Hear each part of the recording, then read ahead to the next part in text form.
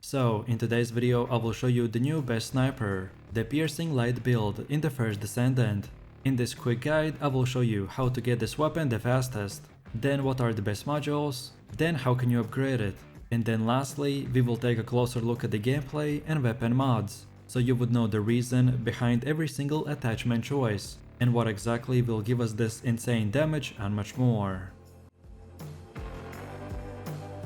So, Piercing Light is the new best sniper rifle, especially for the Haley and Sharon characters, because it has the highest base ATK in the game. This is very important, because Descendant skills will scale off the weapon's ATK, so you could use another sniper, but you will deal less damage, because other weapons often have lower ATKs. And by using our specific module setup, we will utilize all of our buffs, and achieve anywhere from few million to up to 25 million DPS per hit, of course depending on how geared your character is. So then, if you're interested in this weapon, then you can get it by farming the intercept battles on the hard mode.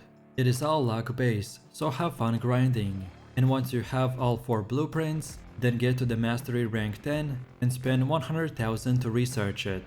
And then when you get it, for modules, we want to go with the action and reaction, which increases our ADK by 15% and recoil by 5%.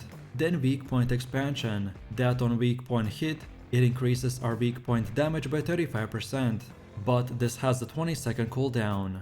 Then concentration priority, which increases critical hit damage by 8% and decreases recoil modifier by -8%. Then better insight, which increases critical hit rate by +8%.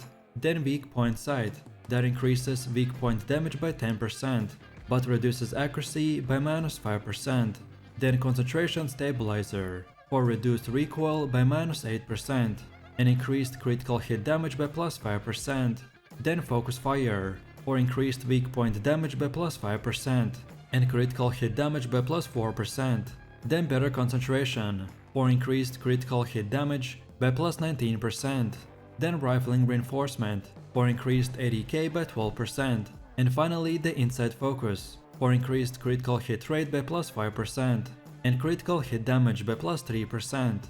With these modules, like for most weapons, we focus on increasing our damage, and because of our insane buffs from the rest of our setup, we focus on as much crit, weak point and ADK damage stats as possible.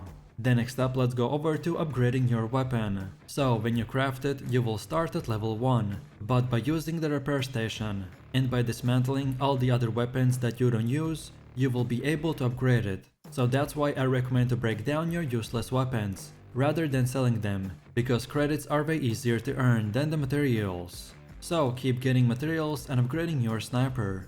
And then on top of that, you can even use the weapon readjustment mechanic, which allows you to use the workbench to reroll your weapon stats. Moreover, you can reroll all of your stats at once, or lock down individual stats you like, and only reroll the ones you don't. And the stats that we want to get for our weapon is critical hit rate, or crit damage and weak point damage. And finally, the last third way to improve our weapon is by leveling up our unique ability. So each ultimate weapon comes with a unique ability that gives it a powerful effect, and you can enhance it even more. However, unlike the other 2 methods, there is no need to acquire crafting materials, but rather, to enhance the unique ability, you will have to craft a duplicate, then take that level 1 duplicate to the workbench and sacrifice it to upgrade your unique ability to a stronger version, and it's that simple.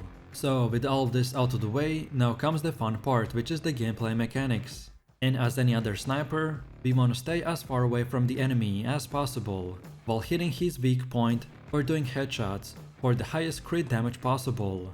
I recommend to use this with the Sharon or the Haley characters, because they both have insane buffs that if you don't get hit and go invis or activate most of your skills, then your damage will increase by a huge amount. So then, as you can see from the gameplay, we can basically do crits 24/7. But if you're using the sniper build for any other Descendant, then just keep it for a long range fight. And for close to mid range, just use something like the Thunder Cage or the Eternal Willpower. And that's about it. If you like this video, like, subscribe and comment, and I will see you in the next one. So take it easy, peace.